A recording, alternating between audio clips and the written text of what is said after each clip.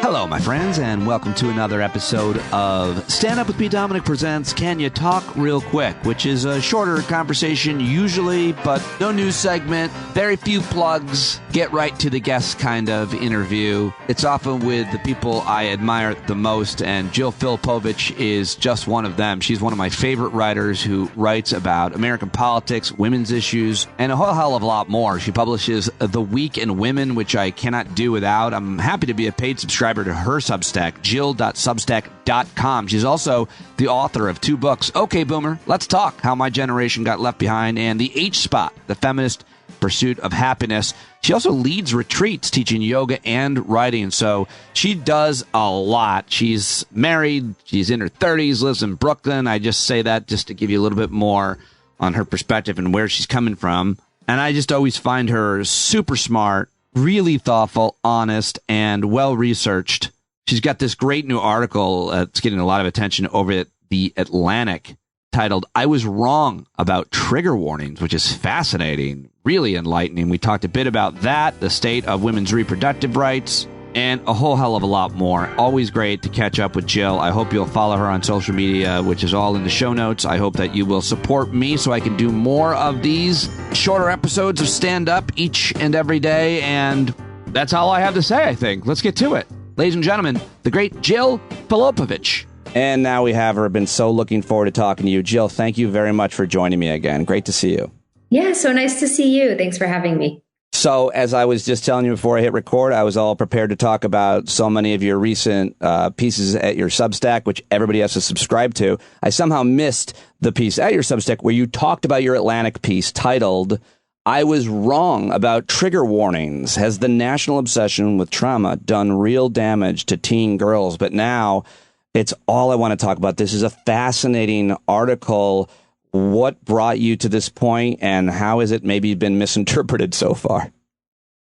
So I started writing online as a feminist blogger. And, this was like early to mid 2000s, when feminist blogs were these new, dynamic, often very commenter driven spaces.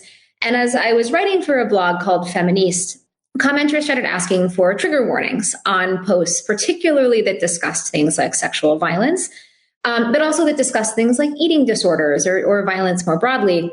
And at the time, I sort of thought, well, this is a little complicated. I'm not sure how useful this is, but our audience wants it. I'm trying to build a feminist space. I'm trying not to be a jerk. I'll put these warnings on the posts. And trigger warnings in feminist spaces, I think, quickly migrated from blogs onto the pages of newspapers. I mean, I now hear them every time I turn on a true crime podcast, right? Like trigger warning crime. Yeah. They're ubiquitous. They're in college classrooms. And as I continued my career and started doing more reporting, often on really traumatic topics, on things like sexual violence, one sort of nagging question that started to dog me was, is this habit of warning people, treating them as though they're fragile, treating people as though even reading about trauma is going to traumatize you, is that actually helpful? And a lot of the research suggests that it's perhaps not. And I think more importantly, a lot of the language around trauma and this sort of presumed fragility has really damaged progressive movements. And that to me is, I think, the core of what the argument in the Atlantic piece is that if we want to have movements that are powerful, that are resilient, that are impactful, we need those movements to be made up of people who make themselves persevere, who have the tools, not just like the grit, right, but the external and internal tools to persevere through hardship. And if we're constantly leading with trauma and a presumed fragility, I don't think that we build up those skills. And I think our movements are worse for it. I think that if people haven't been involved in progressive movements, they might not know exactly what you're referring to about how this affects them. Could you give me an example of what, something that you experienced that illustrates why this has become a problem for the larger movement? Sure. So I think in the past 5 to 10 years, we've seen a lot of these kind of internecine meltdowns in progressive organizing, right? And we've seen so many groups that have really turned inward And, look, all of this stuff is complicated. There's some good, there's some bad. I think it is good for progressive groups to ask, who's running this group? Is it functional? Are people's feelings and histories being taken into account? I'm not sure that it's very useful to make progressive movements our therapy spaces, right? I don't think movements are very effective, frankly, at dealing with people's, past hardships or traumas or emotional and psychological challenges, right? And so I think as people have really put this sense of, fragility, harm at the center of activist spaces, I think that we've seen a lot of those activist spaces start to fracture and become significantly less effective. And again, I think it's good we talk about our feelings. Everyone should go to therapy, but I'm not sure you should go to therapy at work. And that I don't think has served any of the causes that we really care about. And I do see a relationship between this kind of emphasis on potential fragility, potential harm, and then a presumption even among individual progressive people that, well, maybe I can't handle this. Maybe my feelings of discomfort mean that I shouldn't be doing this. Right. Maybe I should lead with that rather than leading with human beings are pretty naturally resilient, and a good path to activism is discomfort, is anger, is sadness, and then channeling that into a change. It's so well said, Jill, here on this podcast. And obviously, you're always a wonderful writer. And it's so detailed and nuanced. Really, I think that this is an easy issue. It should be studied, or we could just make fun of the way that media is and the way that we're so reactionary to look at the title of your piece and pretty much assume what you think it's going to be. It's so not that. You mentioned the research. In your Atlantic piece, you reference several experts to kind of back this up. I mean, you start with, it's a provocative point that you've changed the way you feel about a thing. But then, of course, you use your own curiosity and experience to talk to experts, which is one of the reasons I love your work. What did you learn from the scientists, social scientists, I guess, mostly? Yeah, a lot of psychologists and psychiatrists and people that study resilience and trauma and the human experience. And what I learned from them, I think, goes far beyond trigger warnings, right? Trigger warnings was the entry point to the piece. But what they, I think, really explained is that while we've done a better job culturally at talking about trauma, and that's good, I mean, that's a pretty, no question positive, we've done a much less good job at talking about what happens after and how most people who experience even traumatic events don't develop PTSD. People who do develop PTSD can work their way through it, right? That's not necessarily a permanent state, that there is such a thing as post-traumatic growth, and that the way that human beings learn how to master our emotions, our circumstances, our world is by coming up against hardship and then moving through it. The other thing that the experts emphasize, which I think is really important, right, is that this is not all just like internal grit. So resilience is, of course, a practice, right? You come up against hardship, you come up against adversity, you learn that you are capable of surmounting it. Yeah, I just learned that like 3 years ago. Yeah, exactly. Some of us are still learning that. Yeah, I had a really good run. I was really lucky. And I was like, what the hell? But yes, sorry to interrupt you. Yes, but I didn't. A lot of people don't understand. These kind of smaller adversities, smaller hardships are what really do build up our abilities for when we face, a really big knockdown, that then we're more capable of overcoming it. And also that these kind of resilience makers are not just internal, they're also external, right? So they're resources that help us to be resilient. And that's something that progressives can push for, right? One expert used the example of a refugee who comes to the US. And a refugee might have a tremendous amount of internal grit, but they're going to do a lot better if there's a resettlement organization that's helping them to find housing, that's helping them to navigate the American system, right? So you need both of those things, internal and external. I plan to talk to you about women's reproductive rights and the state of women. You have this great thing you do every week, the Week in Women, which is so helpful to keep up and feel like you haven't missed the issues. But because of this article, and because I know that you're familiar with Richard Ree's book, who I've been really interesting, Boys and Men, I think it's called. And this article, you talk about just one question about men and trauma, because trigger warnings and trauma aren't gender-based, obviously. Men, it seems to come out that way in culture, but it's obviously not. You write, men in the post-World War II era, by the way, were not exactly excellent at managing their trauma. I'm not pointing to the post-war period as an admirable one for mental health. It's an undisputed good that we've gotten much, much more open about mental health since then. What I'm saying, you write, is that when it comes to managing trauma and adversity, the guys in the old days got a lot wrong, but they got one thing right. We need other people, and we need strong spiritual, although not necessarily religious, furniture. We need something beyond the self. Jill, that basically leads right into the work that I really want to do. I don't know how to do it, but I'm hearing from so many men, and I've experienced this stuff myself, about what that work is. So if you could just say another word about what you've discovered, whether you have solutions or not, just about the men and trauma and what that work of the men of our generation need to do, especially, middle-aged men around my age-ish. Definitely. So one thing we know about resilience generally is that people that are more connected to other people are happier and they are better able to weather adversity, right? So the World War II thing that I'm referencing in that post is that, in the post-war period, there are a ton of men coming home with tremendous trauma and without necessarily the language or ability to describe that, right? And a lot of that manifested in really, really unproductive, really violent, really toxic ways.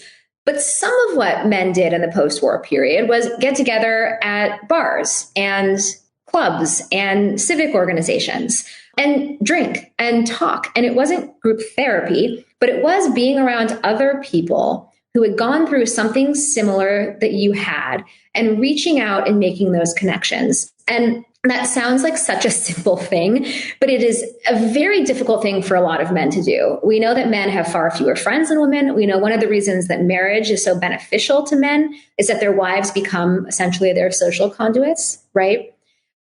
We know that loneliness is on the rise, that it's higher among men than among women. And so when it comes to men and mental health, one of the best things, most important things that anyone can do, but men especially, is reach out, make friends, make connections. And you don't have to be sitting around talking about your feelings all the time. It can literally be going to a bar and talking about sports or politics or whatever it is. But just that human to human consistent interaction helps to shore up our internal resources in a way that most human beings really struggle to do or can't do on their own.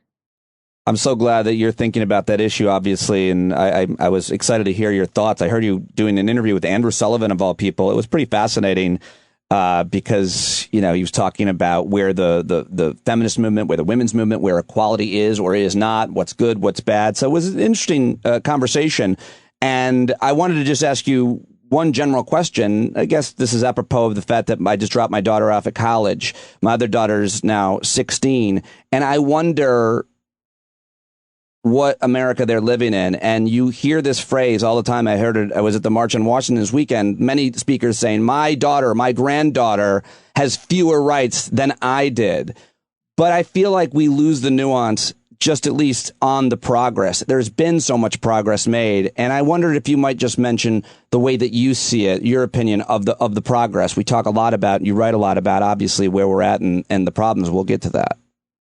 Yeah, I don't think you can measure progress as like one line, right? And it's either forward or it's backward. Yeah, it's many different data points. And yes, we have moved backwards on reproductive rights in a way that I find offensive and terrifying, that I think is going to have huge downstream impacts on progress more broadly, in decades to come. I also think when you look at the freedoms and opportunities that women have, and you look at the fact that we're marrying later than ever, if we're marrying at all, that we're having kids later than ever, if we're having kids at all, that universes of career opportunities have opened up for us. We are living in a time that is in many ways freer and more expansive than really ever before. And that's tremendously exciting. And what we're seeing then in response to that, right, is a very concerted right-wing effort to knock women back. And the focus on reproductive rights on the right is definitely not a coincidence, right? It's very, very hard to have a free and full life if you can't determine the number and spacing of your children, if you have children at all. Conservatives know that. And so they know that one of the most effective ways to return women as a class to a subordinate status is to cut off our ability to decide what happens within our own skin. So these two things, it's not like, oh, we're making progress and also reproductive rights are being scaled back. It's that one is happening in response to another. What about something like workplace sexual harassment, power dynamics, even violence? As a result, I feel like, I don't know how you look back at the last several years, the beginning of the Me Too movement, or however we want to talk about it. I feel like there's been, I feel my feelings, and I work out of a shed now, so I have even less perspective, that things have gotten better, markedly better in the workplace, both with opportunity and with kind of a different culture, and guys not doing just crazy, insane things all the time. Yeah, I think things have definitely gotten better in our workplaces and just in our culture generally, right? I think what was so powerful about the Me Too movement, I mean, yes, it gave voice to acts, this sort of range of from indignities to acts of violence that women experience in the workplace, but it also filtered those through the language of power and not just sex, right? So there was this understanding that when men like Harvey Weinstein, are mistreating women, that's not just, oh, he's, a horny old creep, right? There's Harvey. It's very much about, this is constraining women's opportunities to work, to live freely, to follow their own path, right? And that to me is so core, that shift in understanding that this isn't about sexual desire. It's not about, oh, he's from an older generation, he just doesn't know. It is very much about dominance, right? And men asserting that over women in a way that has these really, really broad personal, cultural, and economic effects. So I do think we understand that better than we ever have. I think there's still a lot of progress to be made. But I do feel like we've come, miles and miles. More than ever before, women at work are being called by their first name.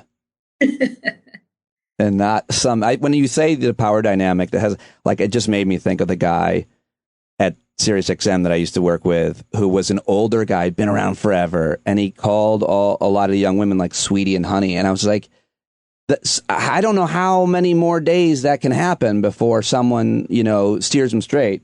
But that's just one small measure of change that I'm just kind of joking about. Let me ask you about the reproductive rights movement and how you're thinking about it and paying attention to it. I don't know how to pay attention to it.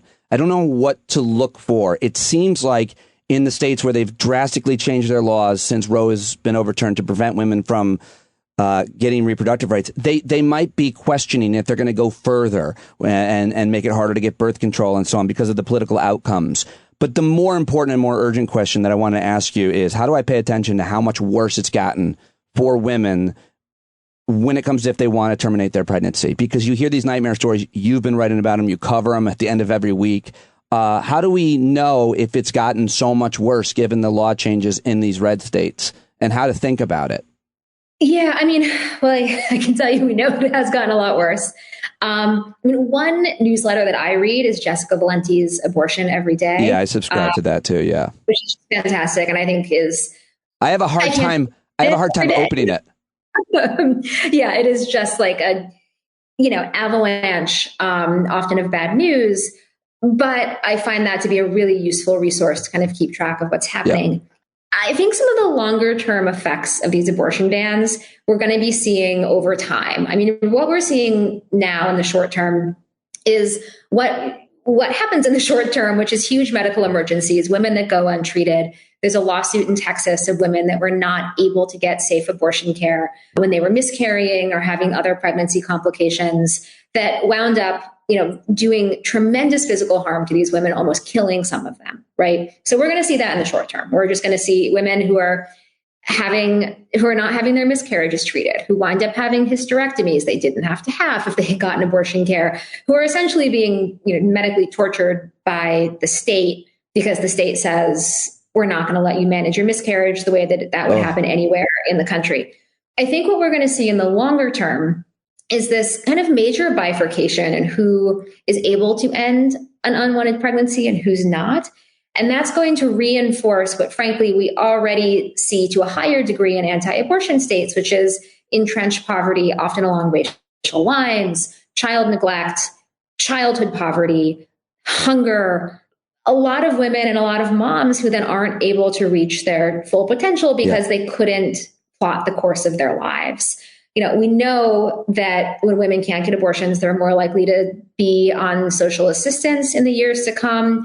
They're more likely to be trapped in abusive relationships. They're more likely to have serious physical and mental health issues. They're more likely to die. Their kids do worse. Most women that have abortions already have kids, right? So we see this huge breadth of bad outcomes. And what we're now seeing is conservative states where already these outcomes tend to be worse than in more liberal states, reinforcing all of the mechanisms that make this worse. So I think over the next, 5, 10, 15 years, we're going to see the groups of women that were already struggling struggle much, much worse. And I think we're going to see kind of a shift among women as a class, right, of being less employed, less wealthy, less resourced. And that has huge social impacts for everyone, including those of us who live in states where you can get an abortion. Well, that was actually what I was just about to ask you. What does that mean for states that have better laws, pro-choice states, blue states, really? I mean, call them anti-abortion states. I was sitting there the whole time thinking, well, that'll just be mostly affecting those women and those families. And it's terrible and we need to do everything we can. But what about the rest of the country that hasn't made those laws of Gilead? Yeah. Well, I think first, we are going to see a Republican push for a national abortion ban. That's coming. Whether that will pass or not is a different question. But the Republican Party is pretty united that, the whole thing they were saying about states' rights and this should be left to the states when Roe was in place, that's been fully tossed out. And they are now very enthusiastic about banning abortion nationwide. So look, that may happen, it may not.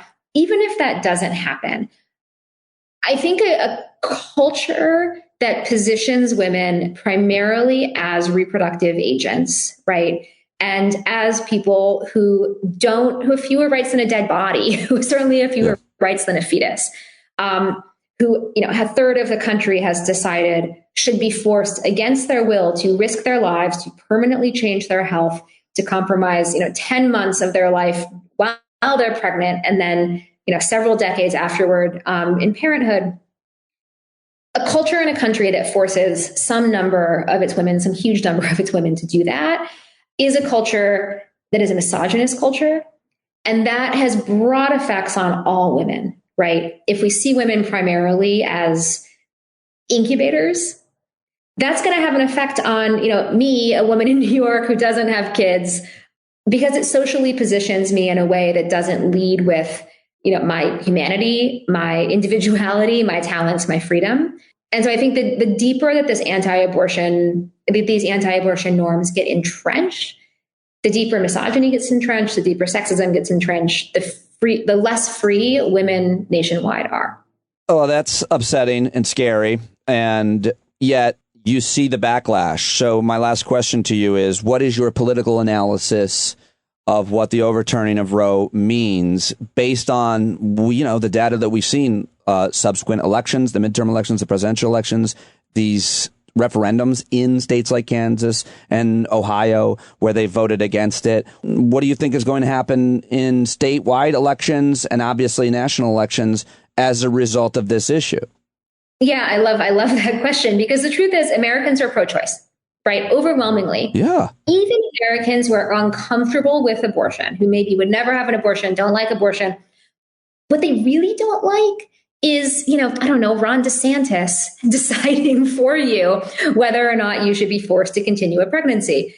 So overwhelmingly, when voters have gotten a chance to vote on abortion specifically, and we've seen that in conservative states and we've seen it in more liberal ones, in every single case, voters have voted to preserve abortion rights. We see this in the polling. We see it when people go to the ballot box. Part of why, I think the abortion issue is so important is that it really does kind of coalesce a lot of our broader political problems under one banner. You see right-wing extremism, you see right-wing violence, and then you also see this authoritarian, anti-democratic bent that really comes out when it comes to abortion rights, that Republicans know abortion rights are popular. They know that their positions are unpopular, which is why they got, their butts handed to them in the midterms. And so their response is, we don't want voters to vote on abortion rights. We don't want to turn this question over to the public. And we certainly don't want to represent what even our constituents say that they want. A pretty significant number of Republicans want abortion to stay legal, right? And so what we see on the right is not, okay, well, let's let the people decide. It's let's decide for them. Right. So I hope that this question, the question of whether abortion should be legal or not, whether IVF should stay legal, whether contraception should stay legal, I hope that those questions can be posed to voters. And we've certainly seen voters turn out to, penalize Republicans who have advocated against those things. But I think what we're going to see is this further entrenchment on the right of these authoritarian impulses in an effort to take this question out of the hands of voters, because Republican leaders don't like where voters are going on it. Jill, I have a million more questions for you, but I'll let you go back to doing the great work that you do every day. And I look forward to next time we can talk again. But I hope everybody subscribes to your Substack right now, because there's so much more about each one of these questions that I asked you. You actually have a piece, Should You Marry Your Soulmate?, which I haven't read yet, but I'm really interested to read that. So, I look forward to talking to you again. That was just a tease, and thank you so much for joining me. Thanks, Pete. So nice to see you. Well, there you go. How about it? Jill Filipovic, and you should check her out at jill.substack.com. Go subscribe. You will not be sorry. I get so much great insight from her, and I'd love to know what you thought about that conversation. Email me, standupwithpete@gmail.com, and I can't do it without your paid subscription. I need them, folks, so either upgrade or sign up now if you haven't. But to those of you who already have, I am so grateful. Thank you so much for allowing me to continue to do this work. Let's keep it going. Patreon.com/Pete Dominic, and give a rating and review at Spotify or iTunes. That matters a lot as well. I'll talk to you later with Aaron Carroll coming in. Always a fan favorite. Bye for now. When you can't see the forest for the burning trees, you got to stand up. Hey, you've been sitting so long, you got the creaky knees, you got to stand up. Stand up. I think you're driving wheels with leaking grease. Boy, you better stand up. Stand up. Well, there's a whole lot more of us who know us right. They'll keep right on ignoring us if we keep sitting tight. You got to open up the window to let in some light. You got to stand up. That's right. We got to rise up. You got to stand up. You got to stare the devil straight in the eye. We got to let him know it's his turn to go. See it clear when all you hear is a lie. Don't get up off of your butt, get down off of your fence. Even if it ain't a very friendly audience, well, they'll begin to listen when you start making sense. And you stand up, stand up. No need to point your rifle to defend your town. Just stand up, stand up. You know they can't deny you what you're laying down. Boy, you better stand up, stand up. Show your face of every color, yellow, black, red, and brown. She's the place where every lost child will finally be found. There's only one thing to do before we stand our ground, and that's stand up, stand up. Well, the founding fathers saw a land for all. They had to stand up, they had to stand up. They had a keen imagination for a crystal ball, drawing all the plans of stand up. But all they had to go on was the time they were in, with other causes for laws, and since they weren't even sin, they knew that change was gonna come before the change could begin. They had to stand up. All right, they had to stand up. We got to stand up. We got to look the devil square in the eye. We gotta let him know it's his time to go, and make it clear when all we hear is a lie. Why you lying awake wondering where the money all went?